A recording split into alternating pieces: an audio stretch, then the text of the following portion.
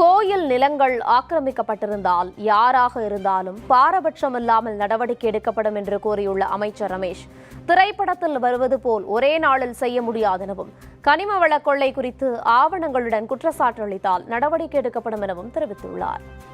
ஆட்சிக்கு வந்து 40 நாள் தான் ஆகுது. முதல்ல அனாலிசிஸ் பண்ணணும். இந்த மாதிரியான என்க்ரோச்மெண்ட்ஸ் என்னென்ன இருக்குன்னு பார்க்கணும். டிசிபி ரெண்ட் இதெல்லாம் வராமல் இருக்குன்னு பார்க்கணும். யார் என்க்ரோச்மெண்ட் பண்ணி வச்சிருக்காங்கன்றதை பார்க்கணும். இது எல்லாத்தையும் நம்ம ஒரு ஆய்வு எடுத்துக்கிட்டு இருக்கோம். இது எல்லாமே நீங்கள் வந்து திரைப்படத்தில் வர மாதிரி ஒரே நாளில் செய்யணும்னு நினச்சிங்கன்னா அது நடக்காத காரியம், உங்களுக்கே தெரியும். பட் நிச்சயமாக கோயில் பேரில் இருக்கக்கூடிய நிலங்கள், கோயிலுக்கான நிலங்கள் யார் என்க்ரோச்மெண்ட்டில் வச்சுருந்தாலும், அது யாராக இருந்தாலும், அதற்கு யார் முன்னாடி துணை இருந்திருந்தாலும், இந்த என்க்ரோச்மெண்ட்டுக்குலாம் இப்பயும் யார் சப்போர்ட்டாக இருந்தாலும் பாரபட்சம் பார்க்காம நடவடிக்கை எடுப்போம். அதை மட்டும் தெளிவாக சொல்லிக்கிறேன். இந்த மாதிரியான அறநிலைத்துறை சம்மந்தப்பட்ட இடங்கள் நடக்கக்கூடிய கனிம வள கொள்ளைகள், அந்த இடத்துல அந்த லேண்டில் இங்கேயே கூட ஸ்ரீரங்கத்திலே வந்து பல்வேறு இடங்களில் வந்து இல்லீகலான கனிம வள கொள்ளைகள், மணல் கொள்ளைகள் நடந்துட்டு இருந்துச்சு.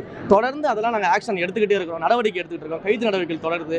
இது எல்லாமே பண்ணிக்கிட்டு இருக்கோம். நீங்கள் அதை பற்றி கவலையே பட வேணாம். உங்களுக்கு அந்த மாதிரியான பிரச்சனைகள் இருந்துச்சு, ஒரு இடத்துல வந்து யாருக்கும் தெரியாத ஒரு பிரச்சனை இருக்குன்னா தாராளமாக மீடியா நண்பர்கள் கூட ஆதாரத்தோடு கொண்டு வந்து கொடுத்தீங்கன்னா உங்களுடைய ஐடென்டிட்டி வெளியில் போகாத அளவிற்கு அனைத்து நடவடிக்கையும் நான் எடுத்து